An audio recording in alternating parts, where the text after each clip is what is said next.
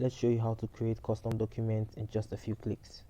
We start by going to Document Management tab on your dashboard. Click on View All Templates and Create New Template. A modal to create new template opens. This is where you create reusable formats for your documents. To begin, select a template type. For this, we'll be using reminders as our template type, and then enter template name. Let's see. Next, we type in our message.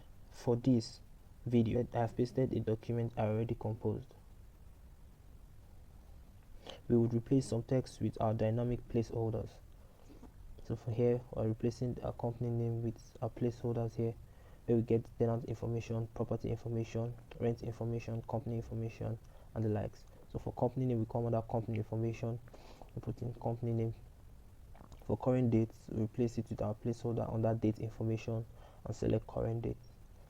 There, tenant name, we're going to replace tenant name with the placeholder under tenant information, where you have tenant name, tenant first name, tenant email, and tenant phone number. Rent renewal for property name, I'm going to replace this with the placeholder under property information, and then you replace it with property name located at the property address. Also under property information, the property address. It's a friendly reminder regarding your tenancy at the listed property in subject the occupier unit name. We can replace the unit name with our placeholders under property information, unit name, and then we continue for every other information that we want auto-filled whenever we send information. So the rent information, we have the rent type, due date, we have the rent information, rent end date, rent information, rent amount.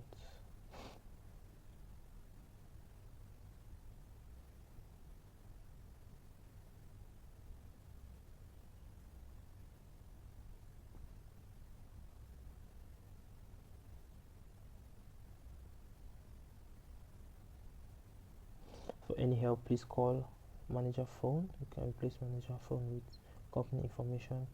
You have the manager name, manager phone, or email at manager email. Replace this with the email of the property manager.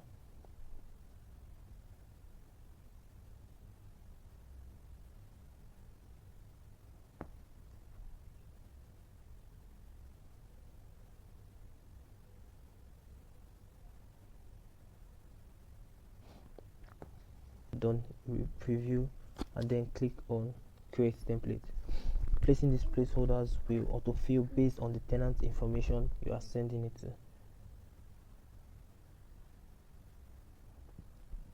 When you are done, click on create template and your document is saved. Go to the template type you selected to preview or edit your document. So for this example, we'll scroll down to reminders and click rent reminder template 1. We can choose to view, and we'll see preview what we have done, and then go back. We can also, under reminders, we can also edit. So in editing, I'll do a little bit of formatting where I can select this and align center and also bolding it, and then I can bolden some of the information here, like the rent end date, make it bold, the rent amount in the template, make it bold, and then manager phone, make it bold, and then we can update the template. To send documents, go to the tenant profile under PM and FM, tenants, and you can simply search for the tenant you want to send information to. Then click on actions, click on document related actions. We select the template type, which is reminder, select document, and then we can also preview the letter to make sure that is what we want to send, and then click on select on the checkbox here and send reminder. The system autofills all the details of the tenant and the property manager. So here we have, instead of company name, we have Famous Amos Inc. Famous Amos. And for the current date, July 21, 2025, we also have rent reminder for test prop 1, which is the name of the property located at 2/4 Function Street Link. And you can also notice that the the placeholders which we bolded are all bold here too. And the email of the tenant is autofilled, so you don't have to autofill it. All you have to do is select send as document, either as PDF attachment or as email. Enter the subject, input your CC and your BCC if you want to. You can also click on send later to schedule document sending for a later date. Attach document if you need to, and click on send. Click on yes after everything has been, and your document sending is in progress. When it is sent, it turns you back to the tenant for you to take further action.